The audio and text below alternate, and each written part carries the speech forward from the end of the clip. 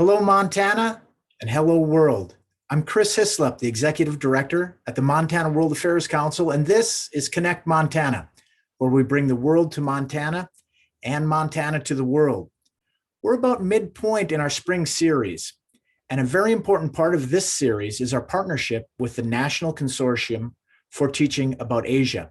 So I'd like to welcome the cohort of high school teachers from Washington, Idaho, and Montana who are joining us tonight.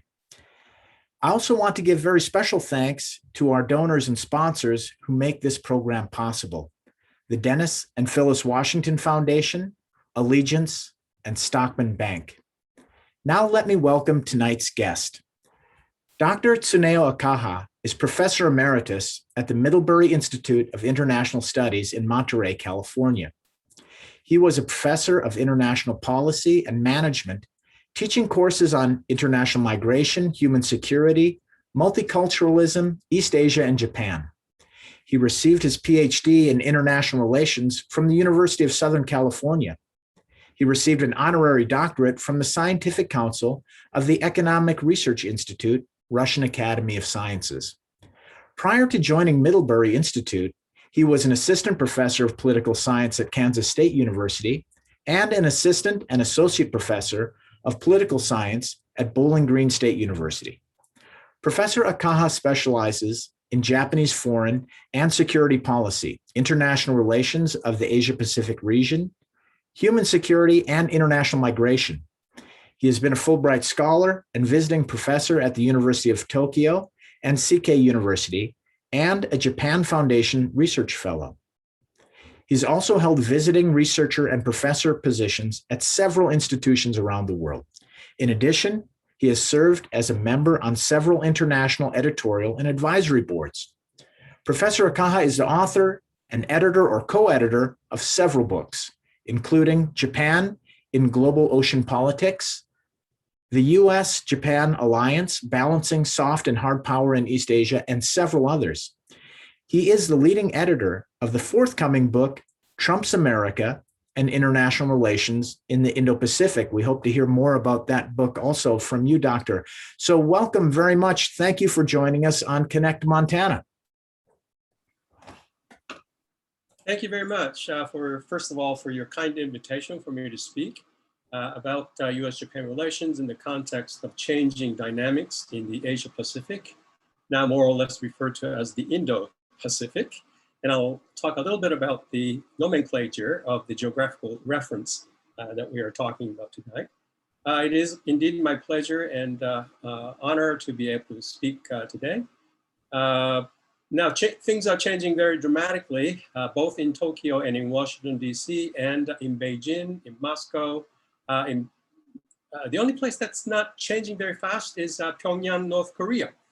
And I'll come to the reasons as to why as well, and its implications for regional political economy in the Indo-China. Today, I'm going to speak very briefly based on a chapter that I have co-authored with professor at Cal State Northridge, which is going to be published in a forthcoming book, which I am co-editing, that deals with the transition of East Asia in the context of US transition from the Trump era to the Biden era. And it so happened that in Japan also there's been a transition of power from Prime Minister Abe, who served as Japanese Prime Minister the longer than any other Prime Minister, not just in the post-war era, but throughout Japanese history. That's a remarkable record. From him, we have just transitioned to Prime Minister Suga, and I'll speak about what that transition implies for Japan's policy towards the United States and towards the regional dynamics as well. Let me share screen that would show you some slides that I hope will help me communicate a better understanding of what I'm talking about today.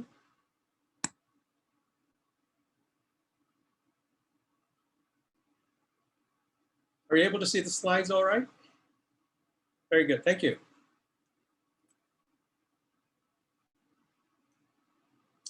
So nomenclature. Asia is basically anything east of Europe. East Asia is the eastern half of Asia. And East Asia and the Far East used to be used interchangeably in the English language world for many decades before and after the Second World War. In the 1970s on, East Asia was discussed in the broader context of the Asia-Pacific because of the growing ties between the Pacific side of, the East Asian side of the Pacific and the North American and South American side of the Pacific.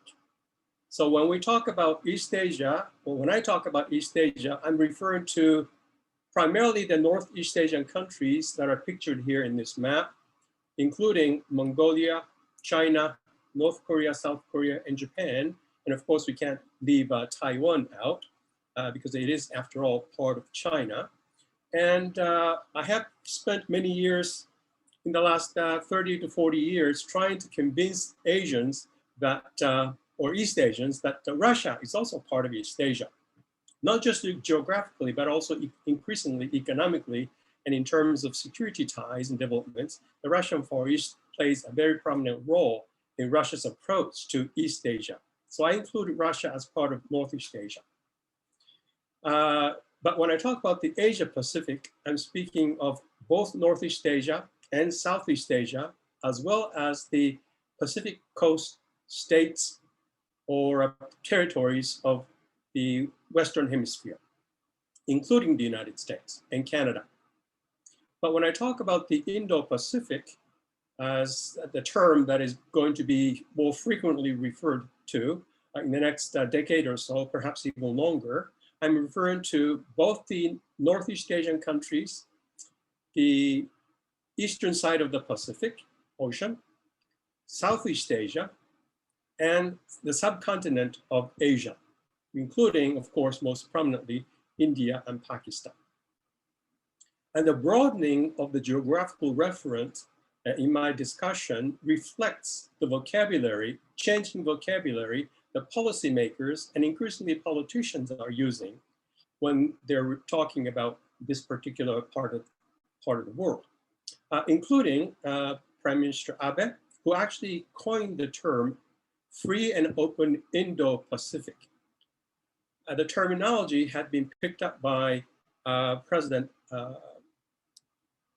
Trump, and it's become part of the official language of the US State Department, US Department of Defense, and more broadly in public and academic discussions within the United States with respect to US role in the dynamic Asia Pacific, and now the Indo-Pacific. I'm going to talk broadly about 4 aspects of the growing changes in the Indo-Pacific context. First, I'm going to briefly discuss what it means for East Asia to be in transition. Secondly, I'm going to focus primarily on US-Japan relations, in which, because of the most recent administration led by President Trump, I'm going to be speaking more about the Trump administration's policy towards East Asia and towards Japan, and then Japan's response to the US policy during the Trump administration. But I'm going to follow up and update all of us by following more recent developments in the Biden administration and Suga administration in Tokyo. And then thirdly, I'm going to talk about changes that have been taking place pre-Trump within the Asia-Pacific and more broadly in the Indo-Pacific, to which Japan has been making very important and significant strategic adjustments. So when I talk about Japan's strategic adjustments, I'm speaking of Japan's response both to what's going on in the United States and its policy toward this region of the world, but also Japan's response to indigenous developments in the Indo-Pacific. Sometimes it's very difficult to differentiate between one and the other, but as an academic, I call upon myself and my colleagues to try to differentiate between the impacts of regional developments and the impacts of US policy within the region. And then, as I said earlier, I'm going to speak briefly about future prospects for Japan's policy towards the US policy towards Japan, and what the changing dynamics of the bilateral relationship may mean for the broader region of the Indo-Pacific. I've already talked about East Asia, Asia-Pacific, and Indo-Pacific, so I'll skip that referent. We're now living in a world of power transition, which is characterized by unpredictability, potential instability, uncertainty. There is a theory known as the power transition theory.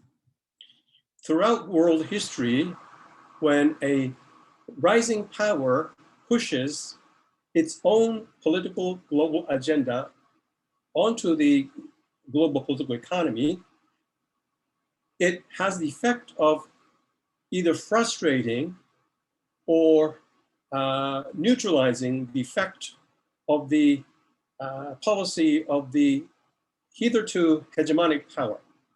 So currently we are going through a current phase of power transition. Some people say that the United States is declining. Some people say China is rising, but whether a country is rising or falling can be spoken about either in absolute terms, such as the size of GDP, military expenditures, population size, and so forth, or in relative terms. I tend to agree with the school of thought that says the US decline is relative. It's not an absolute decline. It's a relative decline relative to its past and relative to the other countries that are surging ahead, including most prominently China. But anyway, the point is, during this period of transition, it's highly probable that every major power is trying to figure out what the balance of power is, in which direction it's moving, and where they fit, and how to adjust themselves or not adjust themselves to the changing balance of power. At one time, the United States was referred to as a global hegemon. And then, are we talking about now a possibility of the Indo-Pacific in which both the United States and China will want to, desire to, or others want them to exercise hegemonic influence in the region? Or are the two big powers, the US and China, going to cancel each other out, so there won't be any hegemon to speak of? So just by mentioning this possibility of three broad scenarios, we can kind of appreciate the sense of unpredictability and instability that may follow this transition period. There are three broad trends within the Indo-Pacific region which sort of structure the relationships among the states within this region. The first broad trend is the deepening economic integration in East Asia, with China as the most important participant in the increasingly integrated regional economy. And then there's the changing balance of power I mentioned very briefly. I'll go into details of each of these three trends in a minute or so.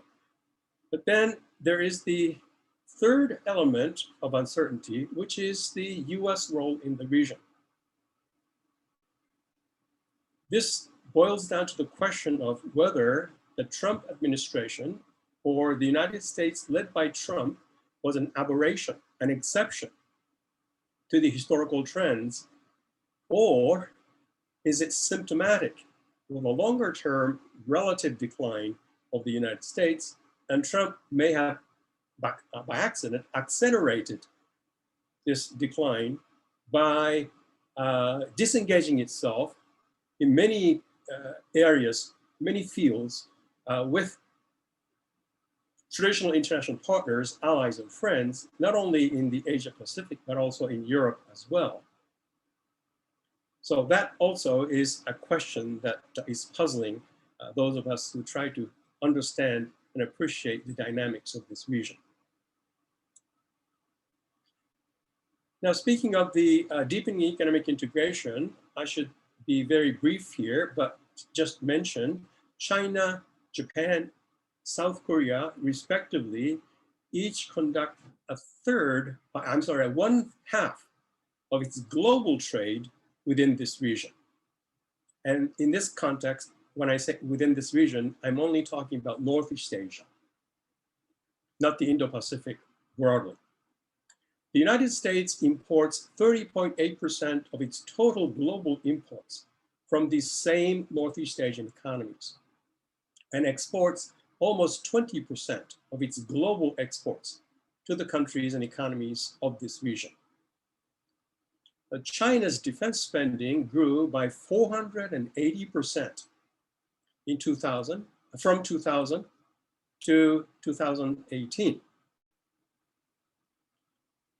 Back in 2000, China's defense expenditure was extremely small, even smaller than that of Japan. In the last 5 to 6 years, China's defense expenditures have really grown by leaps and bounds, overtaking Japan, not only economically, but also in terms of overall military, potential military capacity as measured by military spending. In contrast, Russia's military expenditures continue to decline in the post-Cold War era, post-Soviet collapse era, but in the last 3 to 4 years, it has recovered, not to the Cold War period level, but recovered substantially so that it is now outpacing Japan and other regional powers of the Indo-Pacific. So we should never discount the military significance of Russia as an element of dynamic changes in the region. So collectively, we can see from this slide that there is a deepening economic integration on the one hand, and there's a changing balance of power. So if the reality allows us to separate economic dynamics from political military dynamics, then these two developments could continue in parallel with each other without contradicting or countering the effects of the other. But the reality doesn't allow us to do that. So we have to incorporate our understanding of economic trends into our understanding of the political dynamic of the Asia-Pacific and the Indo-Pacific. And unfortunately, from my perspective, since I grew up in pacifist Japan in the 1950s and 60s and 70s, the world is shifting more towards realpolitik, hard power oriented international relations, and somewhat away from economic integration. And if trend continues, I think we are in for a huge period of turmoil and possibility of military conflagrations, even within this region. Hopefully not, but we cannot discount that possibility. There is the liberal theory that says with economic interdependence growing, countries will choose not to go to war against their trade partners or partners in which they invest heavily through trade, direct foreign investment, portfolio investment, and so on and so forth. So one would have expected that the growing economic interdependence in this region would have reduced tension and brought these countries much closer together into a much more cooperative relationship, not only in the economic terms, but also in the political military terms. But the opposite, it seems to be taking place. That is, on the one hand, economic integration continues, but on the other hand, as I said earlier, political tensions are rising, and military competition is also rising. So that's a kind of an irony or dilemma that we have to somehow overcome, both in terms of our understanding of the real world and also in terms of what policies might help us ameliorate the political tensions and the military consequences of the competition that is taking place, despite the economic integration that is continuing. Now, during the Trump period of 4 years, as we all are very intimately familiar, he pushed forth his approach, policy, dogma, rhetoric, slogan, label, as America First.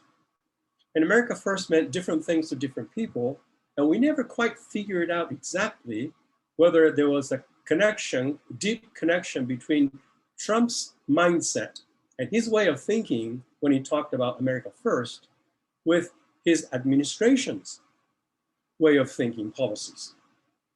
So there was a disconnect or confusion between the Trump's rhetoric on the one hand, which he did act upon in concrete terms in some areas on the one hand, and the administration's policies that seemed to deviate from what we would have expected from Trump's rhetoric of America First.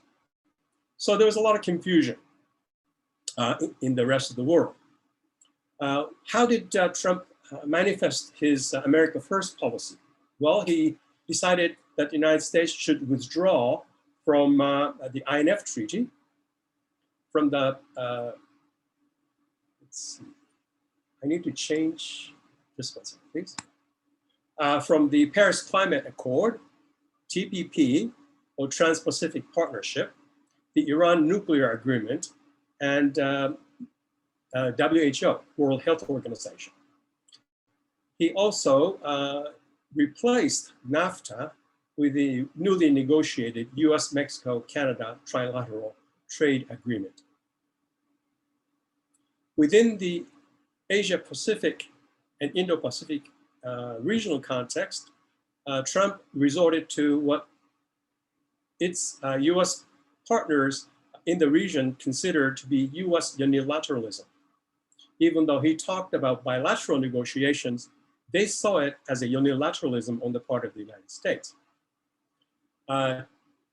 Two very dramatic examples of unilateralism on the part of the Trump administration were the 3 summits that President Trump held with the North Korean leader, Kim Jong-un, US launch, if you will, of a tariff war against China, and China's retaliation in kind. And then sort of on the fringes, Japan was also challenged by the US unilateral demands for Japan to trade more fairly and more equally with the United States by pushing Japan into bilateral trade talks, which Japan was very hesitant to enter into, at least initially. Vis-a-vis Russia, there was one signal coming from President Trump, and then a quite distinct and different signal coming from the US administration in terms of concrete policies.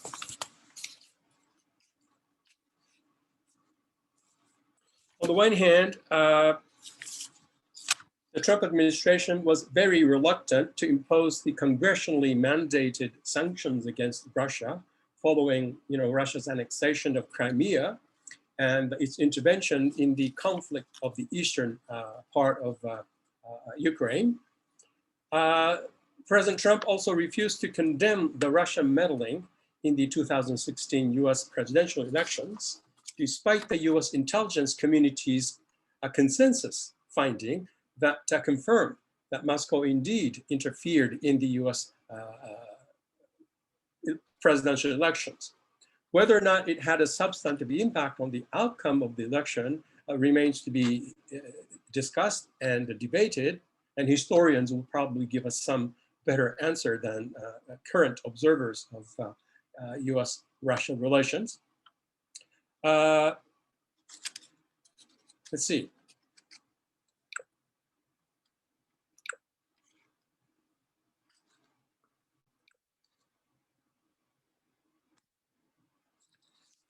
Now, during the Trump administration, as I mentioned, Trump pushed Japan into more fair and more equal, or he called it reciprocal trade relations across the Pacific. Initially, Tokyo resisted US calls for bilateral negotiations, but in the end, they relented their resistance and entered into official economic dialogue. They didn't call it trade negotiations. They called it economic dialogue between the two countries. That was in April 2017. At the same time, Japan decided to push forth with its multilateralist profile by leading the TPP, or Trans-Pacific Partnership, after the United States had withdrawn from it. So we call it the TPP-11 as opposed to TPP, to a successful conclusion. TPP agreement was concluded, signed in May 2018. Members coming from Australia, Brunei, Canada, Chile, Japan, Malaysia, Mexico, New Zealand, Peru, Singapore, and Vietnam.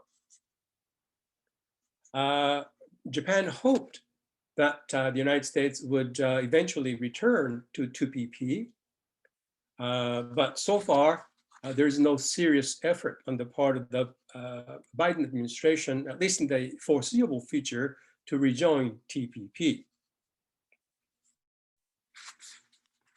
In November 2018, Japan and the United States concluded a bilateral cooperation agreement with respect to what I mentioned earlier, that is the free and open Indo-Pacific, FOIP, or some people refer to it as FOIP. It sounds so, I don't know. FOIP just doesn't capture the gravity of the strategic importance of this new framework. Prime Minister Abe, according to some inside reports, was successful in urging and then persuading President Trump to join in on the Japanese strategic initiative, known again as the Free and Open Asia, Indo-Pacific.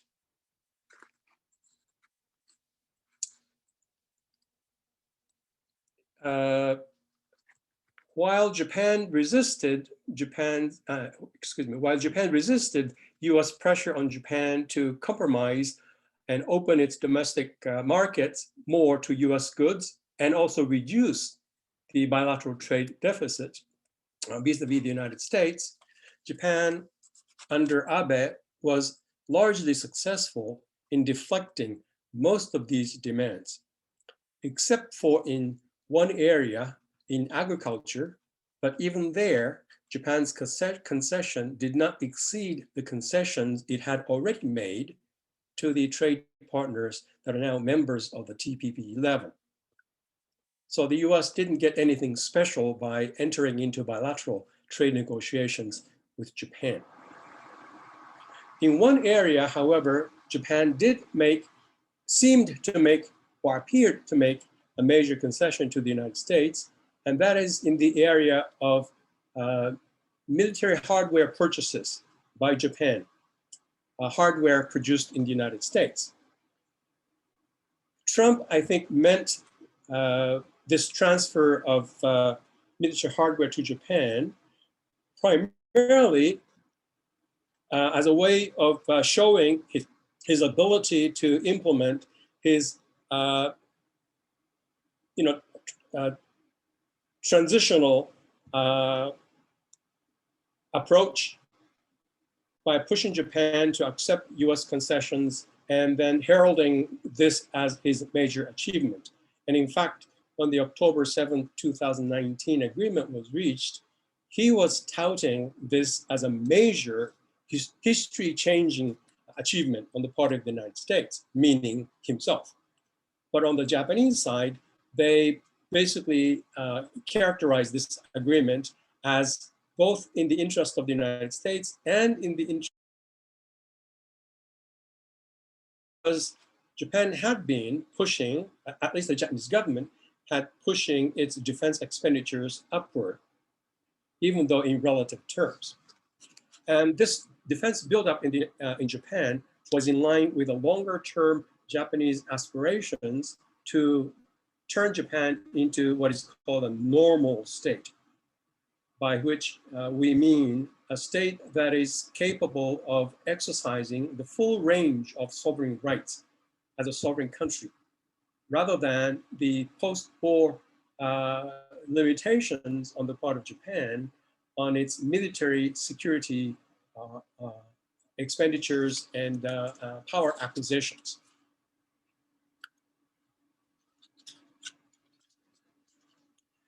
So turning to the US-Japan defense cooperation, I can point to several converging interests. Number one, maintaining strong US-Japan alliance, especially in the context of rising Chinese power, enhancing Japan's defense capabilities and expanding its international security role.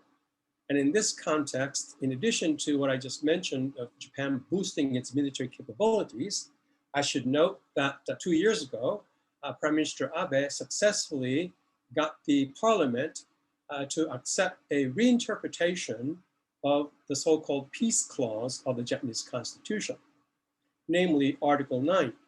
Article 9, which had been imposed on Japan, but accepted by the Japanese and embraced by the Japanese in the 1950s, 60s, and 70s, and well into the 1980s, nonetheless was originally a US imposition of its will and its interest on Japan.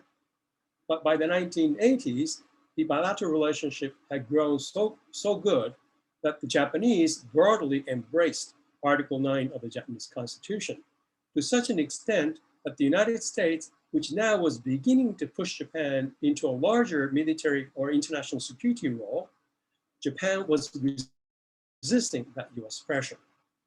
Prime Minister Abe, when he came into power for the second time, his second term, he wanted to revise the Article 9, so that Japan would be able to lift its constitutionally imposed restrictions on its international military security role. But instead of changing the constitution, he pragmatically decided to change the interpretation of Article 9.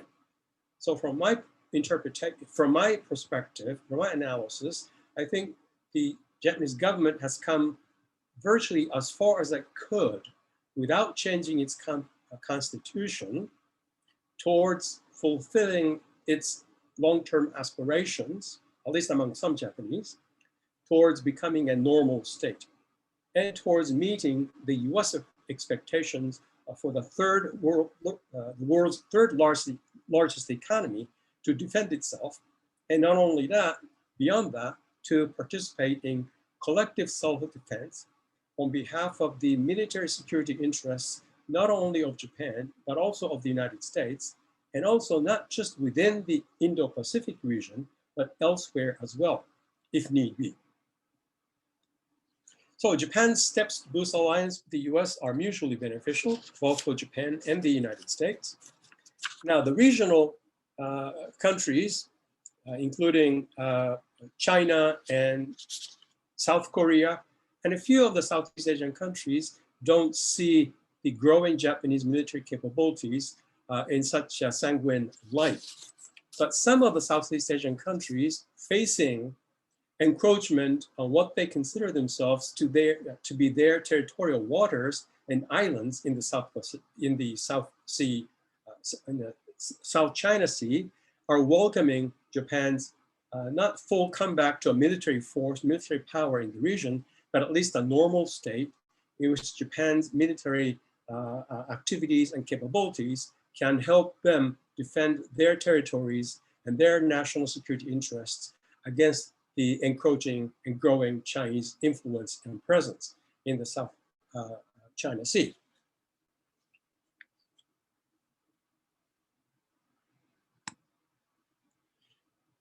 Now, in addition to the pressure from the United States and Japan's accommodation of those pressures and Japan's own post-war aspirations, there are a number of very important developments taking place within the Indo-Pacific region that are challenging Japan. They're presenting both opportunities and problems for the Japanese government. Both the Abe administration and the Suga administration and beyond.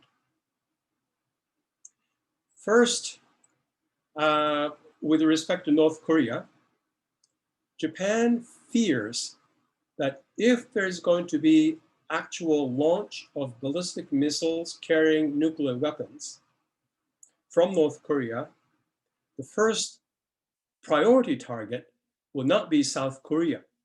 And certainly it will not be China or Russia, or perhaps even the United States, because it would trigger massive US retaliation, but rather Japan.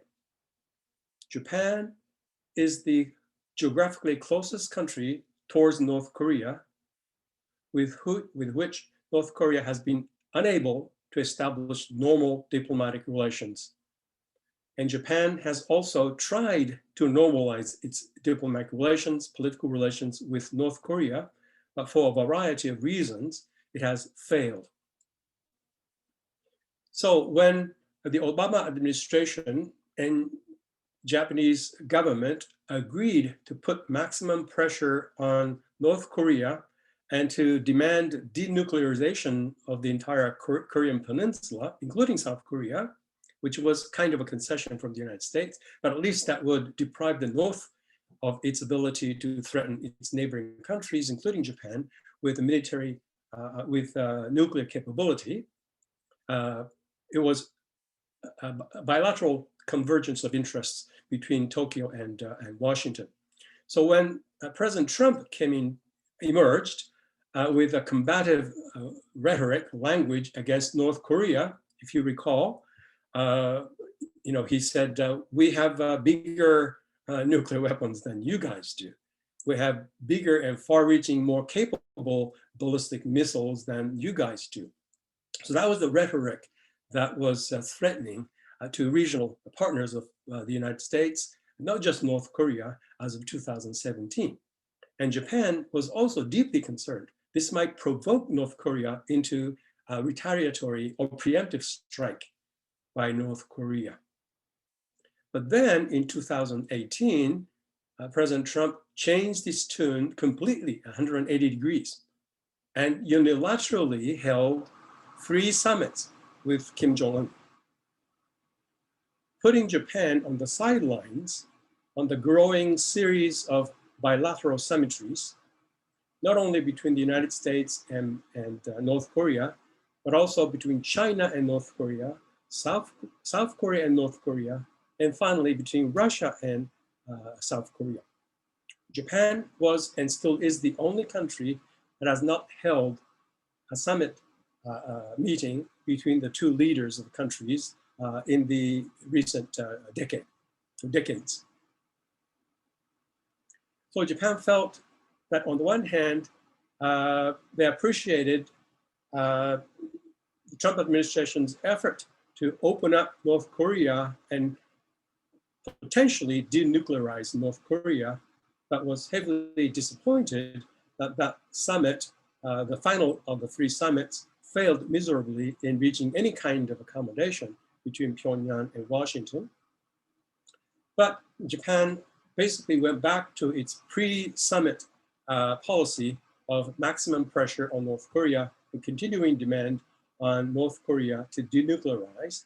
And Japan has also a special set of issues vis-a-vis North Korea that have prevented those 2 countries from historical reconciliation and reaching diplomatic accommodation. And that is in the 1970s and 1980s, many of you are probably aware of this, North Korean agents entered Japan surreptitiously and kidnapped a series of Japanese citizens, some 10 citizens. And some of them have since been returned to Japan, but North Korea insists that all the rest have died. But the Japanese government suspects that there may be 1, 2, maybe 3 former Japanese citizens still living in North Korea.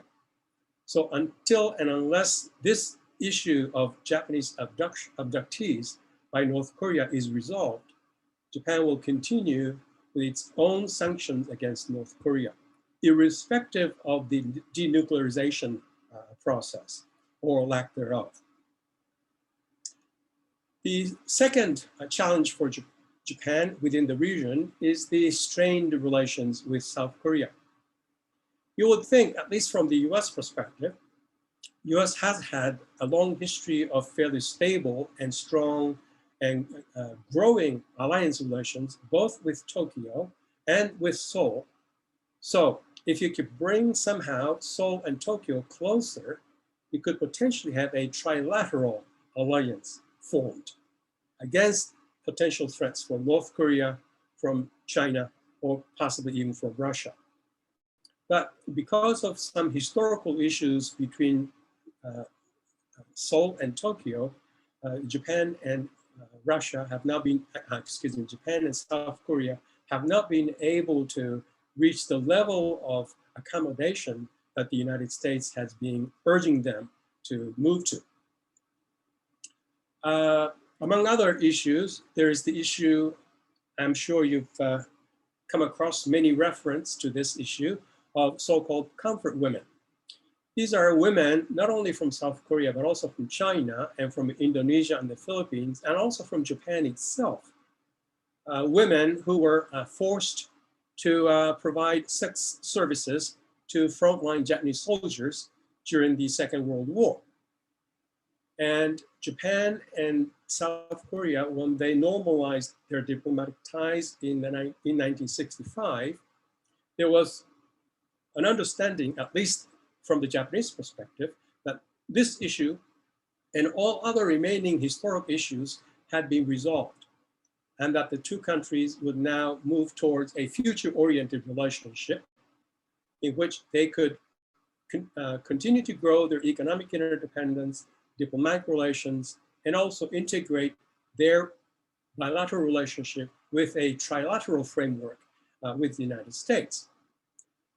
But when the leadership in South Korea changed and President Moon Jae-in came into power, relations between Tokyo and Seoul began to deteriorate. President Moon demanded that Japan and South Korea renegotiate the 2015 Tokyo-Seoul Agreement, which clearly stated that the comfort women issue had been resolved and that Japan would foot the bill for establishing a fund, special fund, to compensate South Korean citizens who were forced to become comfort women and offspring of those women who had passed away since then. And in 2018, the South Korean Supreme Court ruled that Japan should compensate, apart from the comfort women issue, South Korean citizens who were forced to work for Japanese companies outside and inside of Japan during Japanese colonial control of Korea from 1910 to 1945, the end of the Second World War. The Supreme Court declared that this compensation agreement was null and void because it did not incorporate the sentiments and interests of the individuals concerned, that is the comfort women and the relatives, family members of the comfort women, but rather it was an agreement reached just between the two governments. So with increasing dynamic of democratization in South Korea, reflecting this, the Supreme Court ruled that Japan should revisit this issue and provide compensation for forced labor that inflicted serious human rights abuses on the South Korean workers during the colonial period. And then Japan, in retaliation against this Supreme Court ruling, decided to remove South Korea from what is known as the white list of preferential trade partners. And this was retaliated against by South Korea by a similar action. But later on, the two countries decided to compromise and ceased this sort of a quasi-sanction against the other under tremendous pressure from the United States. Another issue that became very strenuous, a source of strained relations between South Korea and Japan was that South Korea decided to cancel the General Security of Military Information Agreement that had been reached by the previous administration between Japan and South Korea, again, under US urgings. And this basically military intelligence sharing agreement would have been crucial for Japan-US bilateral security alliance to deepen further against the growing North Korean threat and Chinese growing military capabilities in the region. So when South Korea decided to cancel this agreement, the United States protested, and of course, so did Japan. And in the end, more recently, again, under tremendous US pressure, President Moon relented, and he decided, after all, to backtrack on this cancellation of the military intelligence sharing agreement. Very quickly, there are a couple of other issues that divide Japanese and South Korean security and foreign policy orientations. One has to do with the divergent views of the two countries towards North Korea. Japan sees North Korea clearly as a threat, military threat, national security threat. South Korea does not, at least officially. In South Korea, rather than alienating North Korea by bandwagoning sanctions against North Korea, has decided to engage North Korea, Pyongyang, to open up North Korea through diplomatic channels and through economic means and social exchanges between the citizens of the two sides of the division. The two countries, that is Japan and South Korea, also diverge on how they should deal with the growing power of China. Both South Korea and Japan are indeed concerned by the more assertive, more aggressive military postures and presence, both in the South Pacific, in the South China Sea and in the East China Sea, neighboring Japan and South Korea, by China. But on the other hand, the South Korean security analysts see China as a critical participant partner in resolving the North-South divide and in the denuclearization of North Korea. So South Korea sees it's important and imperative that it engage Pyongyang in approaching North Korea. So there is a divergence of perspectives between these two countries that spells some degree of uncertainty for the future. Dr. Akaha, I apologize for the interruption. We have a number of questions that are coming in from our audience and just over 10 minutes to go. So I'd be grateful if we could leave a little bit of time for the Q&A. Certainly. You. Okay, sorry about that. So in addition to growing security alliance between the United States and Japan, Japan has also engaged itself in a series of bilateral and more recently what we call mini-lateral engagement in security cooperation with Australia, India, and Southeast Asian countries as well. Very quickly, with respect to Russia, Japan has two major issues with respect to Russia. First is the territorial dispute over the Northern Territories, or what the Russians call the Southern Kurils. Japan wants to resolve this issue and recoup some or all of the territories they lost at the conclusion of the Second World War to the Soviet troops. Secondly, Japan wants to prevent Russia from becoming a close ally of China. So Japan wants to keep Russia on its side when it comes to how to respond to China's growing presence and military capabilities in East Asia. Okay, as I mentioned earlier, Abe coined the term FOIP and Trump adopted it. And then in addition to FOIP, there is the quadrilateral security dialogue involving the United States, Japan, Australia, and India that have become a mini-lateral security and defense cooperation, including joint military exercises, naval exercises. In terms of future prospects, very quickly, I think Prime Minister Suga will basically continue the same policies that his predecessor, Prime Minister Abe, had pursued. And on the other hand, in Washington, there's a lot of uncertainty, but if you look at the profiles and the former policy positions that Biden's national security and national defense team members, you can see that Biden's America would pursue a much more multilateral engagement rather than unilateralism, a la Trump, be more accommodating than threatening, both in rhetoric and in actual approach to its partners. Nonetheless, the Biden administration will press Tokyo on trade, bilateral relations, and also continue to urge Japan to beef up its defenses and share a greater burden with its own security and continue to expand Japan's own international security role. So these are the prospects I see coming, and I'll be happy to entertain questions. I'm sorry I've run over a bit, quite a bit, so I'll stop here. Thank you. That's quite all right, Professor Akaha. Thank you so much for that. I mean, that was an absolutely fascinating presentation.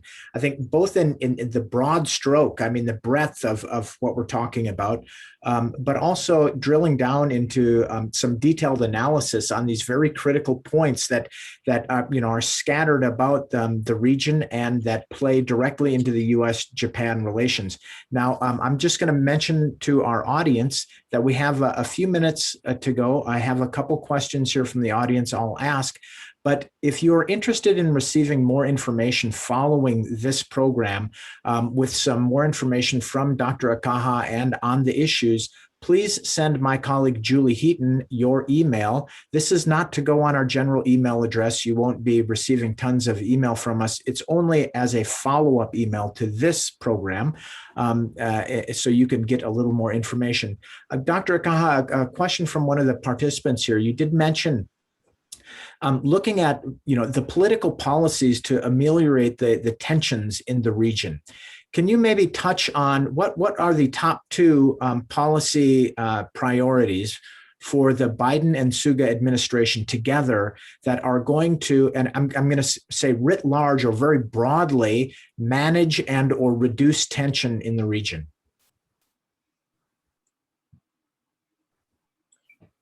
Okay, that could take another half hour to respond. It's very important and a question that has strategic importance, and not only for the current period, but for the next several decades, I would say.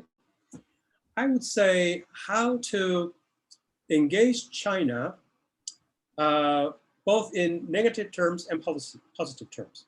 On the positive side, I do think if Washington and Tokyo can somehow engage Beijing in becoming part and parcel of broader regional frameworks for providing stability and what we call rules-based order in the region, I think that will go a long way towards ameliorating tension between China and its neighbors and also among the neighbors, because the neighbors are not necessarily uniform in their perspective of China, just as I had mentioned in terms of some rift between Seoul and Tokyo.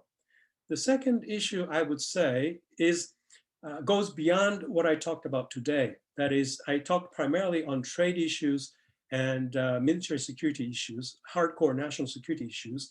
But if the United States and Japan can cooperate in deepening and broadening the scope of what I call non-traditional security challenges within the region that are shared not only by US friends and allies within the region, but also with China as well, non-traditional security issues. Some people refer to them basically as human security issues. I'm speaking about the health and environmental consequences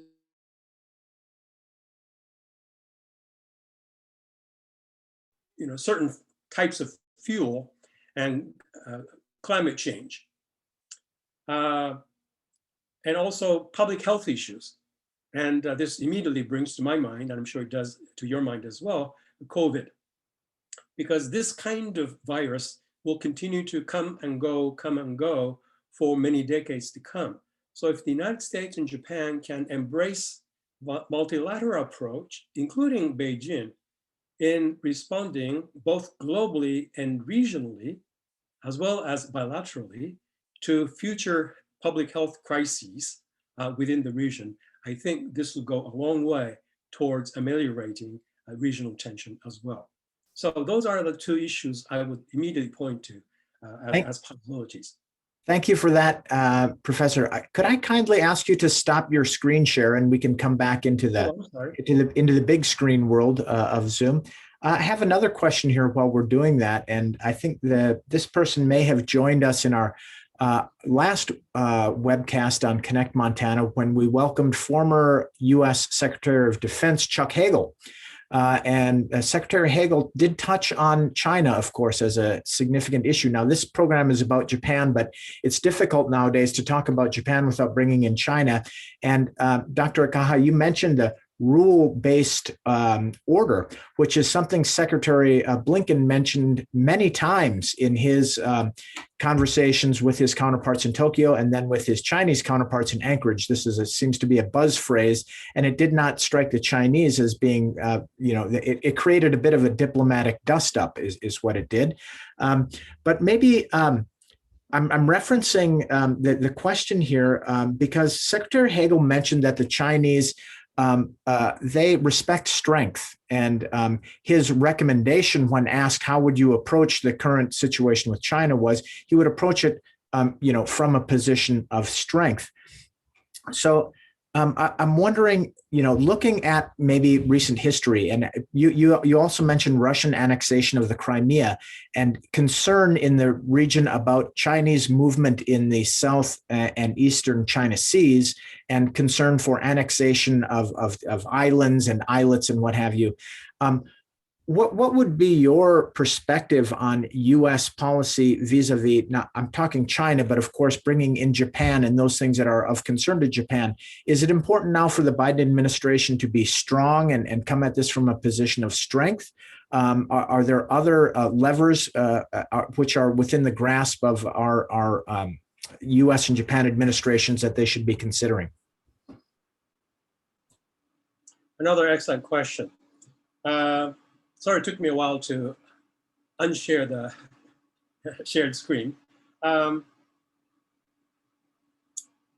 been reading many Chinese analysts' expectations of the current ruler, or current emperor, some people refer to him as in Beijing. And opinion seems to be split between those who are convinced that the current leader in Beijing is not going to budge on any of the promises he had already made openly and publicly by collectively referring to them as China's dream, which is basically restoring the great glorious days of China, pushing out of the region influences by Western powers, by which they primarily mean the United States, and continuing on its path towards a great power status, not only politically, militarily, but also civilizationally, so that China could bring into its ideological civilizational fold many of the East Asian countries that China historically used to have a tremendous cultural civilizational influence. Now, specifically, what does that mean? Nobody's able to spell out. And there are a lot of different opinions depending on which specific aspects of China's dream they're talking about. On the other hand, there are some Chinese analysts, particularly those who are intimately familiar with the United States, with the general international relations of the Asia-Pacific, Indo-Pacific, who understand that both China and the United States have legitimate interests within this region. So the only way to stabilize regional political order is somehow for Beijing and Washington to accommodate some of their respective interests and find a common ground. Now, in terms of where that common ground is, again, there are as many opinions as there are analysts. I would say, from my personal understanding of China's leadership, which will continue for another decade perhaps, and Russia too, another decade or longer than a decade, stability of US administration, its policy, and that of Tokyo, and hopefully that of South Korea is extremely important because China can exploit divisions of opinion, divisions of national consensus, particularly in the years of transition of administration, transition of power in the United States and Japan, South Korea, and elsewhere. And if they're able to sort of use these windows of opportunity to continue to insert its dominance within the region, I think everybody else will suffer the consequences. So ironically, the best response to China is not just through foreign policy, but through domestic politics, particularly in the United States. So I don't know how much hope we can hold for the next 2, 3, 4 administrations, but that is going to be crucial. That's really fascinating. Doctor, thank you so much for that perspective. I mean, that's what we're always looking for on this show, and we're very fortunate to have you and others come on and share these very unique perspectives. It really gives us something to think about. So we're at time here, so I'd like to wrap up by first saying thank you very much to you, Dr. Akaha, for joining us tonight. It's just been an absolutely wonderful and deeply insightful discussion with you on something that is, you know, it's ongoing. Of course, the relationship between U.S. and Japan is the cornerstone of our Asia foreign policy, but it's very timely given what has happened in the past 10 days vis-a-vis the secretary's trips to Tokyo and Anchorage and what have you not. So thank you so much for coming. I also want to thank our audience for joining us tonight. I really appreciate everybody coming on. A special thank you to those teachers who are joining us with the National Consortium for Teaching About Asia. We hope that this has been helpful for you. It'll be helpful for your students in engaging in foreign and international policy, particularly on Asia. Now, I did mention Secretary Hagel and the 62 other shows we've had. Have a look at our YouTube channel if you're interested in those. We've had quite an array of experts like Dr. Akaha on a wide range of international issues. The thing that brings these issues together is they actually matter to us. They matter to Montanans. They matter to Americans deeply. And in that same vein, I want to remind everybody, next Tuesday night, 6 p.m., same time, we've got a very interesting issue. We have 2 people from Australia coming to talk to us about UROC, which is the very first truth commission. It's an Indigenous truth commission in Australia. So they're coming to us from Canberra, all the way on the other side of the world, and they're going to talk to us about this, the development of this Reconciliation and Truth Commission. So if you're interested in issues of international justice, of restorative justice, of Indigenous affairs, come, I mean, have a look at that. So please join us for next Tuesday. And then if you want to know more about our other programs, see our website at montanaworldaffairs.org. Send me an email at info@montanaworldaffairs.org. I want to thank finally our very generous sponsors, the Dennis and Phyllis Washington Foundation, Allegiance, and Stockman Bank. Dr. Akaha, I thank you very kindly. It's been wonderful to have you on. You're welcome. And everybody, Thank have you. a good night. I hope to see you all next Tuesday. Thank you and good night.